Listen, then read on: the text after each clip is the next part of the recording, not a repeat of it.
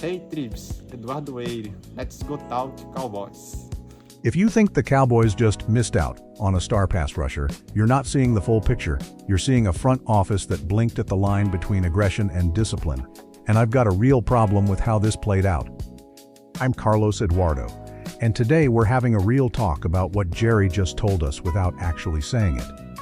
From my perspective, this whole Maxx Crosby situation exposes exactly where the Cowboys are right now as a football operation. I watched the tape from last season. This defense lost its edge on the money downs. Not just pressure, I'm talking about controlled chaos, disciplined rush lanes, guys who collapse the pocket without losing gap integrity. That's what Crosby brings. That's what this team needed the second Micah walked out the door. And don't get it twisted. I understand why the deal didn't happen. 2 first-round picks? That's a steep price. Then you layer in the medical red flag after the meniscus surgery. Yeah, that changes the equation. Jerry's right about one thing. No deal gets done without passing a physical. That's not negotiable in this league. But here's where I'm going to push back. If I'm being honest with Cowboys fans, I don't like the tone. I don't anticipate revisiting that situation. That's not strategy. That's retreat. That tells me the Cowboys got outbid, got uncomfortable, and now they're reframing it as discipline. Because what I see on the film is a defense that can't consistently win with 4. And in today's NFL, if you can't rush with 4, you're dead when it matters, most especially in the NFC East. You think the Eagles are slowing down? You think the Giants aren't building that front? Washington is getting more physical by the year. Meanwhile, the Cowboys are talking about maybe drafting a young edge. That's a projection. Crosby was a proven answer. Now let's talk legacy, because that's where this hits different. This is America's team.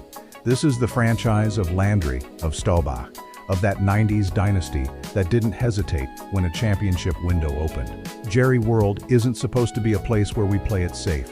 It's where stars perform under the brightest lights. And right now, I don't see that killer instinct. I see a team hoping Dak carries the offense, hoping CeeDee delivers that clutch factor, hoping a rookie pass rusher develops fast enough to matter in January. Hope is not a strategy. Not here. Not with that star on the helmet.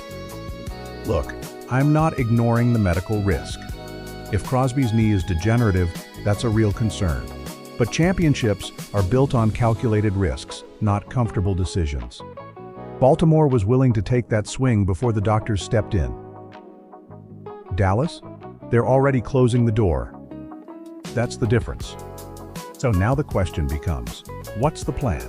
Because if you're not getting elite production off the edge, your entire defensive identity shifts. You're asking your secondary to hold longer. You're asking your linebackers to cover more ground. You're exposing weaknesses that good teams will exploit every single Sunday. And when you get into those playoff environments, when the noise is different, when the speed is different, that's when not having that dominant pass rusher shows up in a big way. I'll say it plainly. This moment wasn't just about Maxx Crosby. It was about whether the Cowboys are still willing to act like contenders, or if they're comfortable acting like a team building for tomorrow.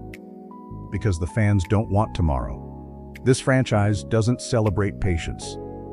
It celebrates rings. And if I'm sitting inside that building, looking at this roster, I'm asking one simple question. Where is the move that puts fear back into this defense? Because until I see that, I don't care what the record says. This team is not ready to take back control of the NFC. And in Dallas, that's the only standard that matters.